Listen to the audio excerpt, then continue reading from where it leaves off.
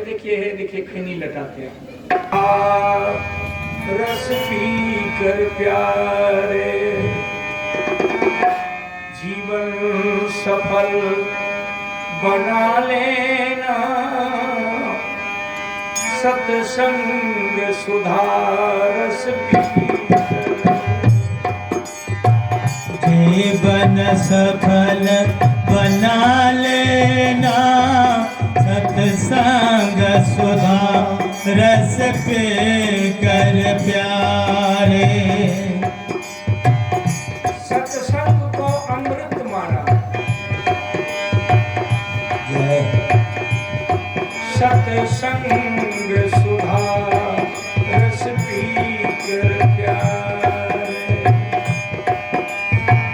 जीवन सफल बना लेना, सत्संग सुधा रस पे कर प्यारे। जीवन सफल बना लेना, सत्संग सुधा रस पे कर प्यारे। इस जरा मरा के जरा मरा, इस जरा मरा के दूसह दुख से, इस जरा मरा के दूसह दुख से अपना पिंड छुड़ा ले। सत्संग सुधा रस पे कर प्यारे। जीवन सफल बना लेना, सत्संग सुधा रस पे कर प्यारे। इस जरा मरा के दुसह दुख से अपना पिंड छुड़ा लेना। अगली पंक्ति और अच्छी है। भटक रहे कितने जन्मों से, भटक रहे कितने जन्मों से,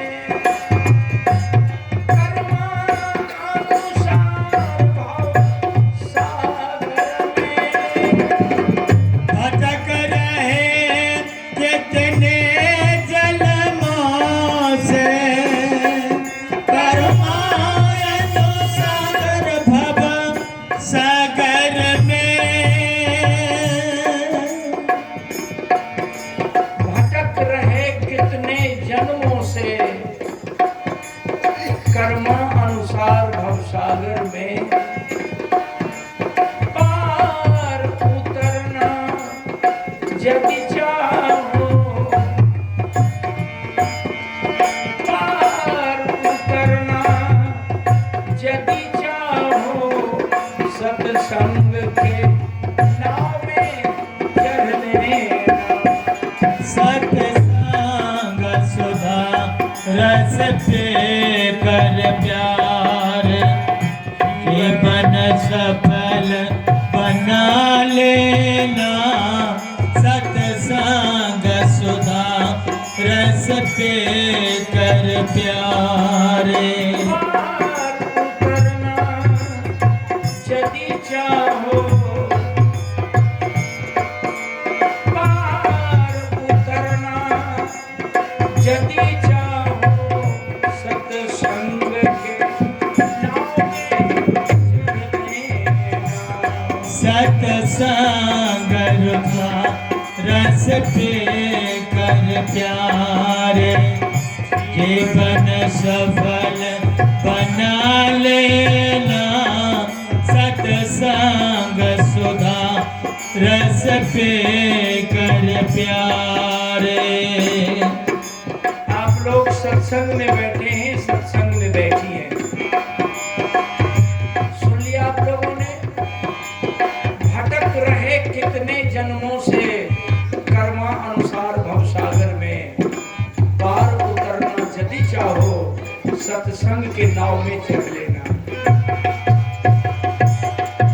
सत्संग सुधा रस पे कर प्यार, जीवन सफल बना लेना। सत्संग सुधा रस पे कर प्यार। अपना अपना सोच को अस्थिर करके आप थोड़ा सा आप यहाँ रुक जाएं। हमने जो पंक्ति कही है उस पंक्ति की क्षतिपूर्ति करने के लिए मैं आप लोगों को 2 कदम बगल कहें या पीछे कहें ले जाना चाहता हूं।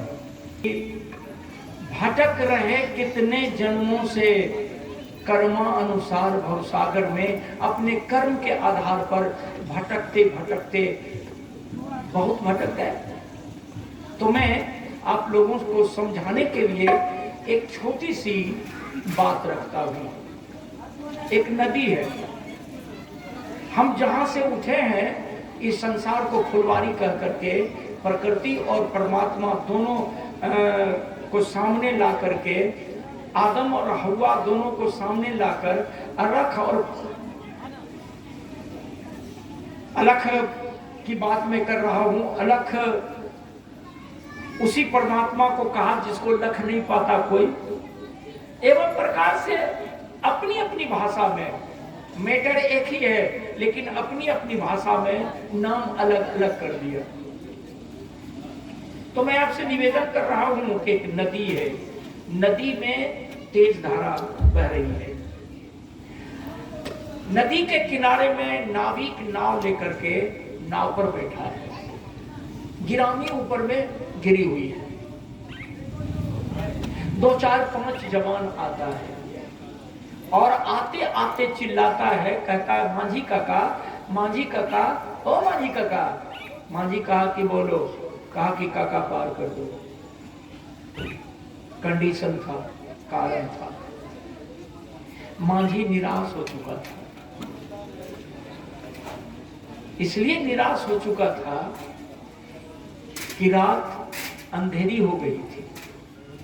मांझी अंदर से इसलिए निराश है कि आज दिन भर में किसी को पार नहीं किया और कुछ पैसे नहीं हुए, फिर मैं घर जाऊंगा तो बाल बच्चे भूखे सो जाएंगे। आज कोई पार उतरने वाला है, तो इधर से भी निराश है और अंधेरी रात हो गई, उधर से भी निराश है। पार जाने वाला कह रहा है कि काका पार करो, जल्दी करो। तो मांझी से बात करते करते 5 नाव में चढ़ गया। ध्यान देंगे, नाव में चढ़ गया। कहा काका, हे काका, कहा बोलो, कहा पार कर दो। कहा कि बेटा हवा चल रही है।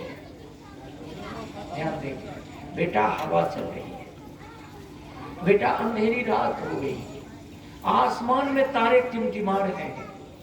बेटा मजे की बात है कि महीना भादों का है। बेटा बहुत जोरों की बाढ़ नदी में है। तुम 5 जवान हो, मैं अकेला पतवार चलाऊंगा या पानी का पकड़ करूंगा, बेटा नाव डूब जाएगी। और कहीं नाव डूब गई तो तुम 5 डूब करके मर जाओगे बेटा। इसलिए बेटा कल आना, जाओ कल आना। लोहे लक्कर के संयोग से जो बनी हुई नाव है, इस नाव में तुम लोगों को बैठा करके पार कर दूंगा, बेटा कल आना। 5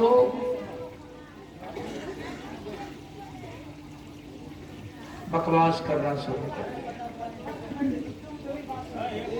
5 में से एक कहा कि पार नहीं करना चाहता है, निकाल जेब से, निकाल, दे दो।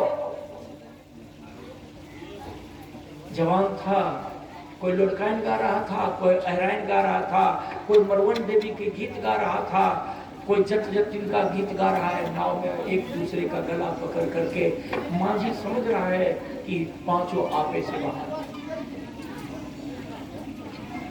मांझी कहा कि ना, पार नहीं। देखिए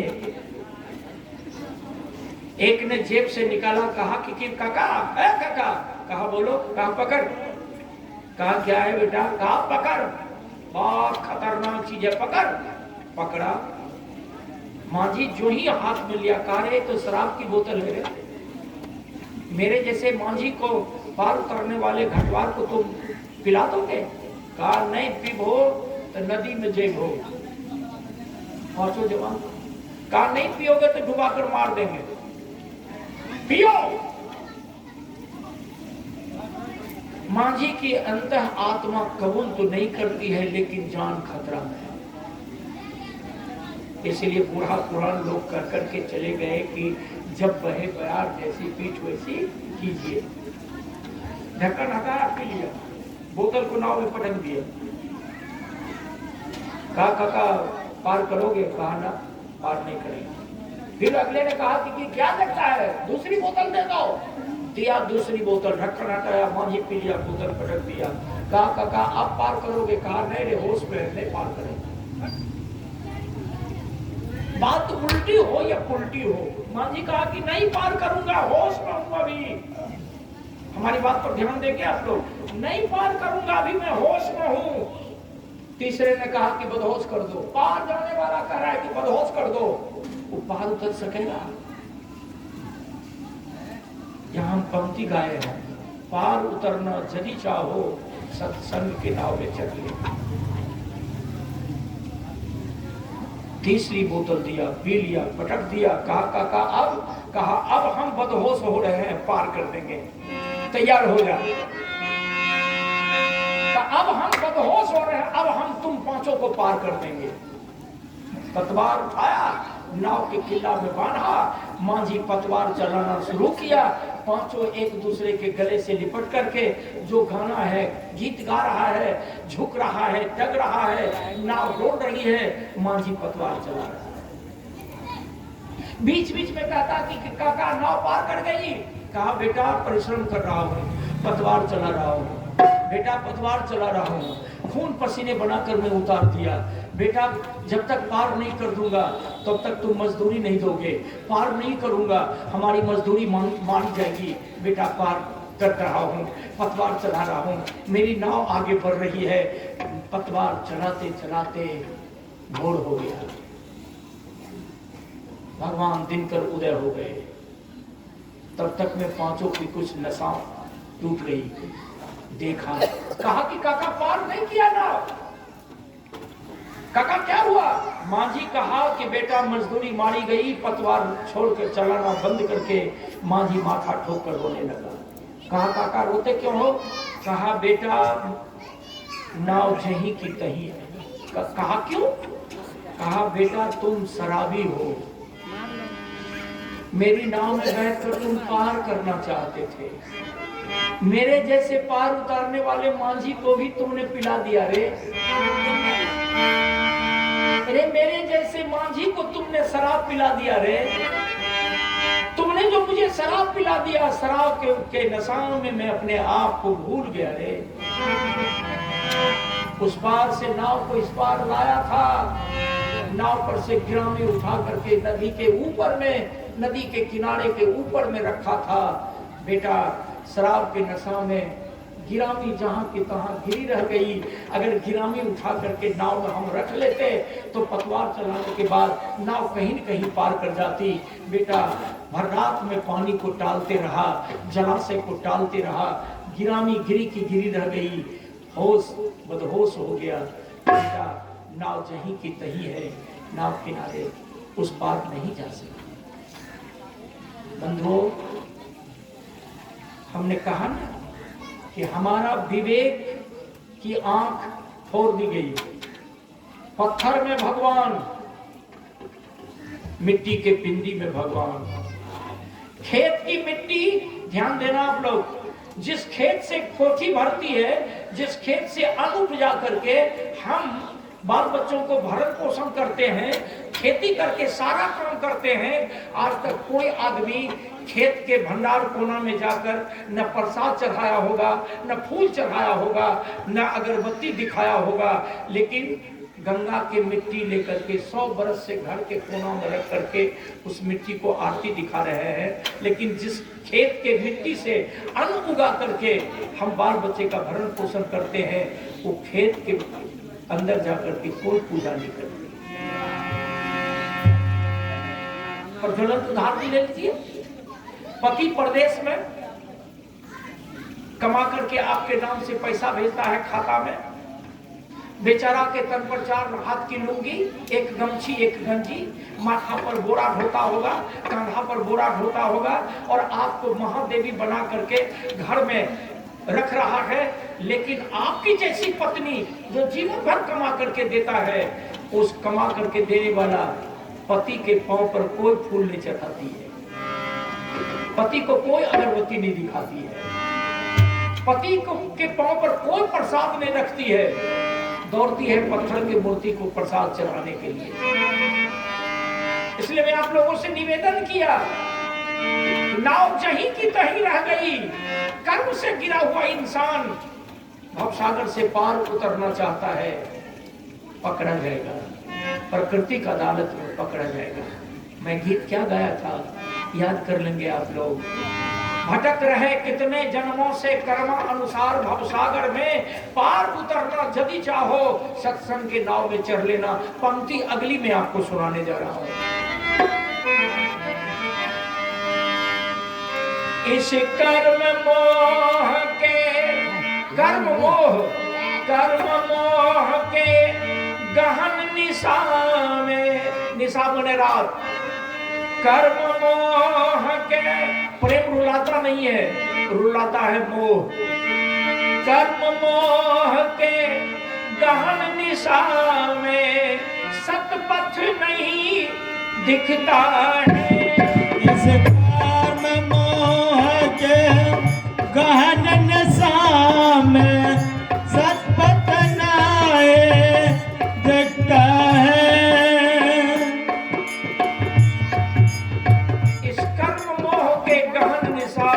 सतपथ मन रास्ता, सतता की रास्ता दिखाई ही नहीं पड़ती।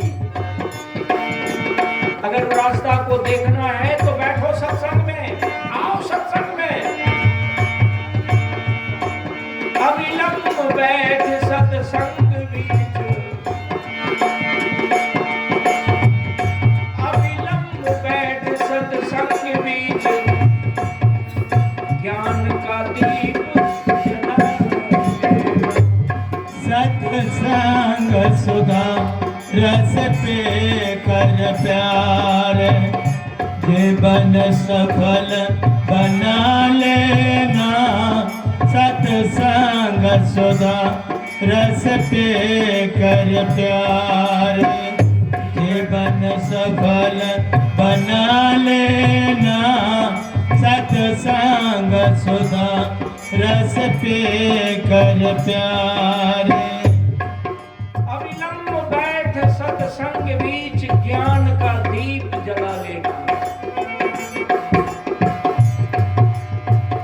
इस पंक्ति से और अच्छी है अगली पंक्ति। हाथी का अंकुश, घोड़े का लगाम, ऊंट का नकलस, बैल का नाथ, मनुष्य का मन में कोई फर्क नहीं होता।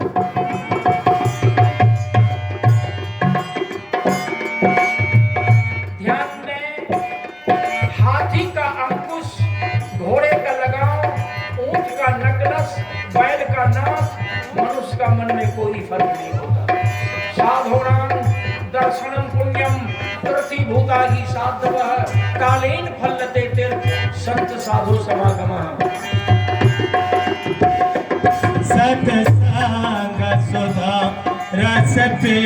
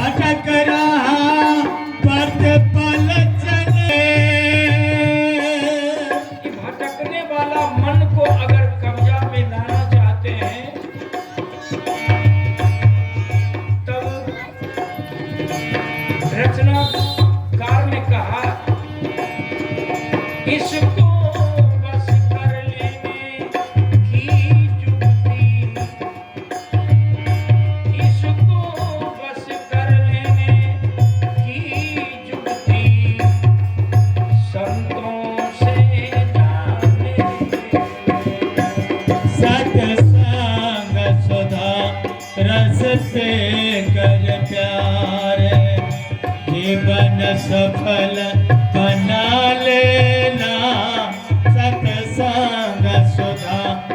विषय के भोगों में इसको बस कर लेने की जुगती संतों से जा ले लेना।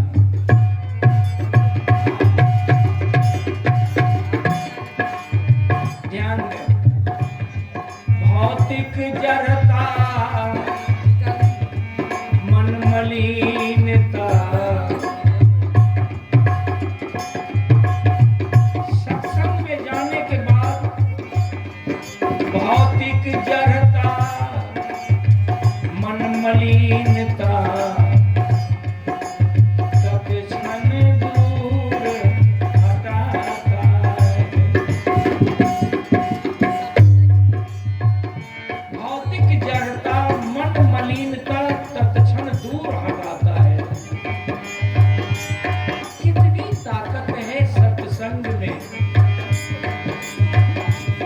भौतिक जड़ता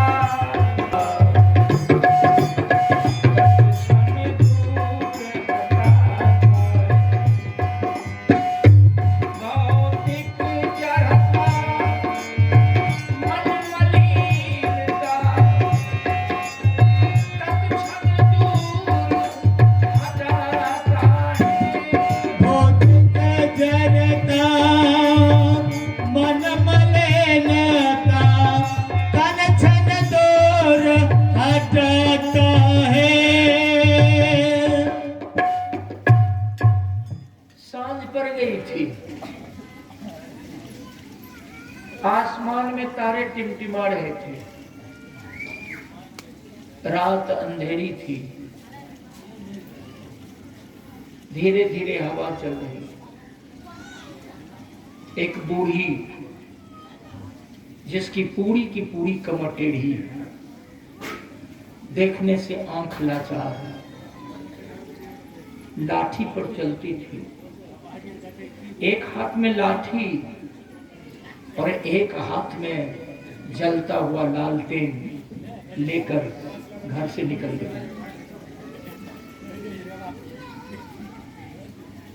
घर से निकलकर बाहर गई, जहां खरपतवार था वहां लालटेन रख दिया, लाठी रख दी। जलता हुआ लालटेन के रोशनी में खरपतवार को उल्टा पुल्टा कर कुछ खोज रही है। जलता हुआ लालटेन की रोशनी में खरपतवार को उल्टा पुल्टा करके खोज रही है। उधर से एक जवान आया, बोला, कहा कि चाची नमस्ते। बोली, बेटे खुश रहो, कैसे हो तुम? कहा, चाची अच्छा हो, आप कैसी हैं? बुढ़िया भड़क गई, कह रहे नालायक, तुम हमसे समाचार हाल समाचार पूछ रहे हो, आंख रहते हुए अंधा हो क्या? इस जर्जर शरीर को तुम देख नहीं रहे हो, समाचार पूछ रहे हो हमसे? ख्याल करेंगे आप लोग। सत्संग में यदि आप बैठ करके कुछ लेना चाहते हैं तो आप हमारी तरफ बने रहें। बूढ़ी कहती है कि तुम मजाक कर रहे हो। अरे मैं तुमसे हाल चाल पूछा इसलिए कि तुम जवान हो, और तुम जवान होकर मेरी जैसी बूढ़ी से हाल समाचार पूछ रहे हो, क्या बताऊं रे? कह करके बुढ़िया खोजने लगी। जवान कहता है, चाची कुछ खो गई है क्या? बोली कि बेटा खोई हूं। खोई हुई इसलिए तो लालटेन जला के खोज रही हूं, लेकिन खरपतवार मिलता नहीं है बेटा। जवान बैठ गया, कहा कि चाची मदद कर दूं? बोली नहीं रे, मदद करने की कोई जगह नहीं है, खोई हूं मैं, खोज रही हूं मैं, इसमें तुम्हारा क्या लागत है? तुम अपनी ऊर्जा खर्च करने के लिए क्यों तैयार हो? जा तू अपना काम कर, मैं अपना काम कर रही हूं। एक एक बात पर ख्याल करेंगे आप लोग। जवान कहा कि चाची आप बूढ़ी हैं, मैं खोज देता हूँ। बैठा और खरपतवार को उठा करके खोजना शुरू कर दिया। बूढ़ी बैठ गई। बूढ़ी कहती है, नालायक, बेवकूफ, खोई हूं मैं, जानती हूं कि मैं क्या खोई हूं, और तुमको नालायक क्या पता है कि मैं क्या खोई हूं? वस्तु कहीं खोजे कहीं नालायक। 10-20 मिनट जब खरपतवार को उल्टाते पुलटाते खोलते खोलते जब थक गया, तब कहा कि चाची नहीं मिला। बुढ़िया बोली कि तुम खोज रहे थे क्या जो तुमको नहीं मिला? अरे जो वस्तु में खोई हूं उस वस्तु का नाम तुम नहीं जाना, बहुत दूर की बात है। जिस वस्तु को तुम खोज रहे हो उस वस्तु को अनजान में खोजा तुम। वस्तु को मैं खोजी हूं, मैं खोई हूं, तो मुझे जानकारी है, तो अनजान में खोज रहे हो। यही कारण है कि लोग भगवान को खोज रहे हैं पानी में, पत्थर में, मंदिर में, मिट्टी की मूर्ति में, लेकिन कहीं कुछ नहीं। यही कबीर का संदेश है। हम आगे 2 पंक्ति और आपको सुनाएंगे। जवान फिर खोजने लगा, फिर नहीं मिला। तो थक करके पसीने काट करके बोला कि चाची बोलो न क्या खोई है तो। बुढ़िया बोली कि बोल दूं? चाची बोलो। तब बूढ़ी कही कि बेटा इसी अज्ञानता की अंधेरी रात में, ध्यान दीजिए, खूब सोचिए, यही अज्ञानता के अंधेरी रात में मैं अपनी जौवन जवानी खो गई हूं। मेरी कमर की ताकत बेटा इसी खरपतवार में खो गई। मेरी आंख की रोशनी बेटा खो गई। मुंह के सारे दांत टूट करके गिर पड़ा इसी अज्ञानता की अंधेरी रात के इस खरपतवार में। ढूंढ खोज। जवान कहा कि चाची मजाक करती हो। बोली कि रे पापी, मजाक? रे मैं मजाक कर रही हूँ, माँ बेटा में मजाक रे। माँ बेटे के बीच ठंडा रे। मुझे देख, मैं जर्जर शरीर में हूं। बच्चा और हम में अब कोई अंतर नहीं रह गया।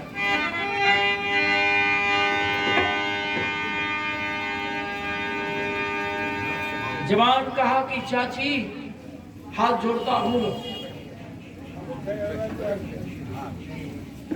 जवान कहा कि चाची हाथ जोड़ता हूं, सत्य बताओ कि क्या खोई है। बूढ़ी कही कि बेटा मैं बोल दिया। यही अज्ञानता के अंधेरी रात में मेरी जौवन जवानी खो गई रे। मेरी आंख की रोशनी खो गई रे। मेरी कमर की ताकत खो गई।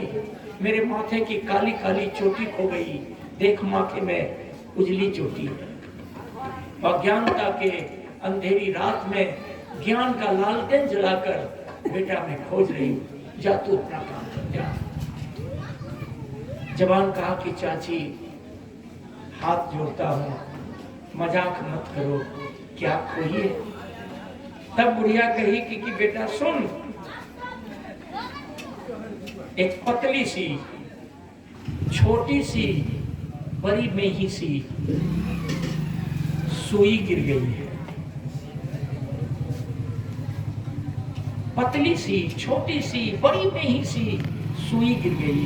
बेटा मैं सुई खोज रही। तब जवान पूछा कि चाची तुम्हारी सुई इसी जगह गिरी? तो बुढ़िया मुस्कुरा के कही कि नहीं, सुई को मैं घर के अंदर अलमारी में रख दी हूं। सुई को मैं घर के अंदर अलमारी में रख दी हूं। जवान भड़क गया, कहा कि तो सुई को तुम घर के अंदर अलमारी में रख दी और लालटेन जलाकर बाड़ी में खोज रही हो? पगली कही कि बुढ़िया कही कि मैं पगली नहीं हूं। रे पागल। बुढ़िया कहती है जवान को पागल। जवान कहता बुढ़िया को पागल।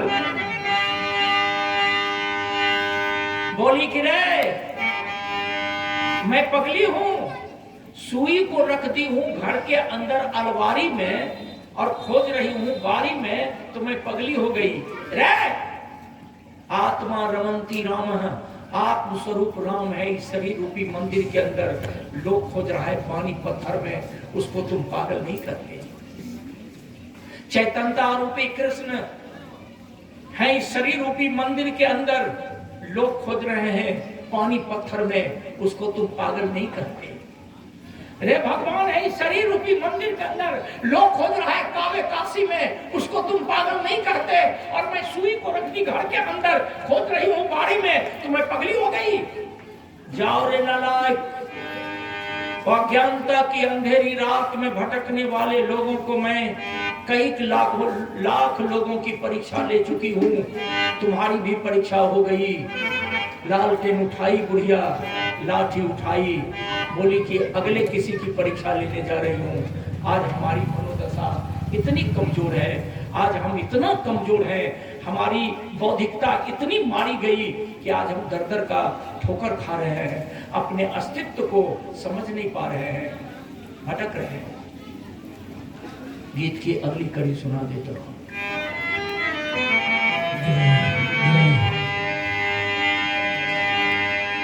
मैंने आप लोगों को वो पंक्ति सुनाकर छोटी सी बात कहना आरंभ किया।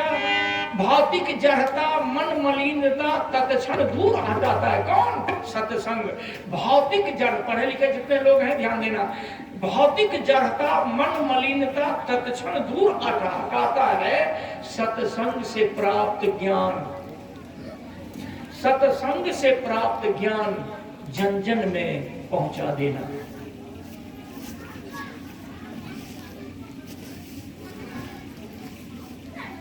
दुनिया जल रही है, किस चीज में, किस आग में? दुनिया जल रही है ध्वनि प्रदूषण में, जल प्रदूषण में, वायु प्रदूषण में। दुनिया के धरती पर जिनकी नींव लोगों की सरकार बनी है, बहुत सारे डॉलर लोग खर्च कर रहे हैं, सरकार खर्च कर रही है प्रदूषण से मुक्त बनाने के लिए, लेकिन प्रदूषण फैलती जा रही है। सरकार की नजर है प्रदूषण से मुक्त हम अपने अपने देश को बचाएं, बिहार को बचाएं, लेकिन इस समाज में जो रात दिन प्रदूषण फैल रहा है, वैचारिक प्रदूषण, इस समाज में, गांव में, परिवार में, चौक चौराहे पर, बाजार में, देहात में, ये जो वैचारिक प्रदूषण फैल रहा है, ये वैचारिक प्रदूषण से इस समाज को कौन बचाएगा? कौन बचाएगा? कोई उपाय नहीं है, कोई उपाय नहीं है। इतना रोज रोज साधु बाबा सत्संग करते हैं, रोज प्रवचन करते हैं, रोज कीर्तन भजन होता है, रोज मंदिर में सुबह शाम आप लोग पूजा करने जाते हैं, पूजा करने जाती हैं। कहीं कबीर साहब का सत्संग, कहीं मही बाबा का सत्संग, कहीं रामायण पाठ, कहीं गीता पाठ, कहीं गायत्री जग, कहीं महाविष्णु जग, कहीं महाचंडी जग। इतनी व्यवस्था हो रही है, लेकिन दिन प्रतिदिन समाज का सोच गिरता जा रहा है। सत्संग रूपी टेबलेट कोई काम ही नहीं कर रहा है। कोई बात बोला ही नहीं छोड़ो। इस सत्संग अगर खराब उतर देती है तो समाज सुधरती है? कहीं समाज सुधरता नहीं है। दिन प्रतिदिन समाज बिगड़ा जा रहा है। किस समय किसकी बेटी भाग जाएगी, किस समय किसकी घर की बहू भाग जाएगी, किस समय पत्नी पति की हत्या करवा देगी, किस समय पति पत्नी को डाइवोर्स कर देगा, किस समय बहनों साला की हत्या करवा देगा, किस समय नौकरी प्राप्त करने के लिए, अब तो बात समाप्त हो गई, नौकरी पाने के लिए किस समय कौन बेटा बाप की हत्या कर देगा, कहना कठिन है। मेरा